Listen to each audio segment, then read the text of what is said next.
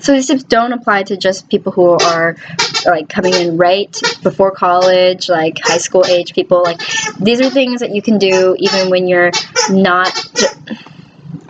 Reggie, stop.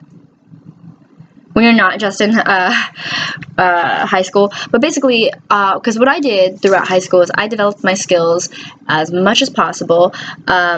You know, anything that I thought I already had like a backbone on, which would be kind of the realm of just artistic abilities, I really worked hard on developing each and every single one. So, for example, I did a year and a half of mock trial. I took drama for a year. I did art for a semester. I did band for 4 years as a saxophone player and a vocalist, and I did that's concert band, and I did jazz band as a saxophone player and a vocalist. I did a small ensemble class where you write your own music and play whatever you want, and then I also started my school's cosmetics club, as well as my school's vocal jazz trio. And then, you know, I would always draw on the side anyway.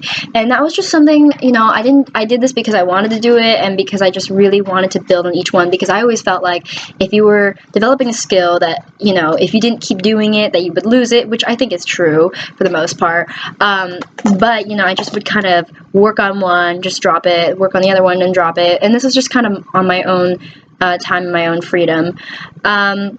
But basically, definitely develop your skills, because if you, this is why I pointed it more towards college-age kids, or, you know, just almost freshmen for college, because when you're going into college, the only kind of experience or references that you have are maybe your parents, your family, maybe some volunteer people, and your teachers. And really, like, as you get older, that's not really gonna cut it for like all the jobs you have. They're always like, who's your previous employer? And they're like, people are always asking, like, how am I supposed to get a job if I don't have any experience before this? Like, what do you want me to do about that? Well, the thing is, I kind of don't really like to go straight off the books anymore. Like, there's that resume paper, or there's a resume that you can make, which is always fine, and then there is obviously the application sheet. The application sheet, like, you are like, look, you're a human being, and you're not like this boxed in little like product, and, you know, frankly, I don't even know how many times they actually call the previous employer. I'm not saying you should make anything up, but what I'm saying is I don't feel like it's a proper representation of what you're going to be like as an employee.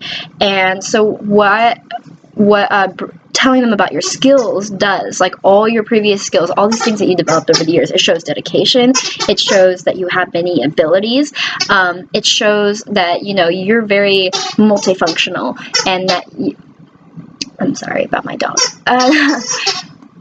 Okay.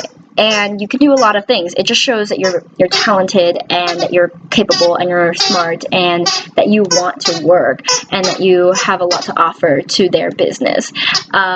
And they really are probably going to remember you more, because honestly, people who just get hired for, you know, from the application sheet, if you don't get personal with your coworkers over time, you most likely will be forgotten, especially if you don't get personal with your boss. Which leads me to tip number 2.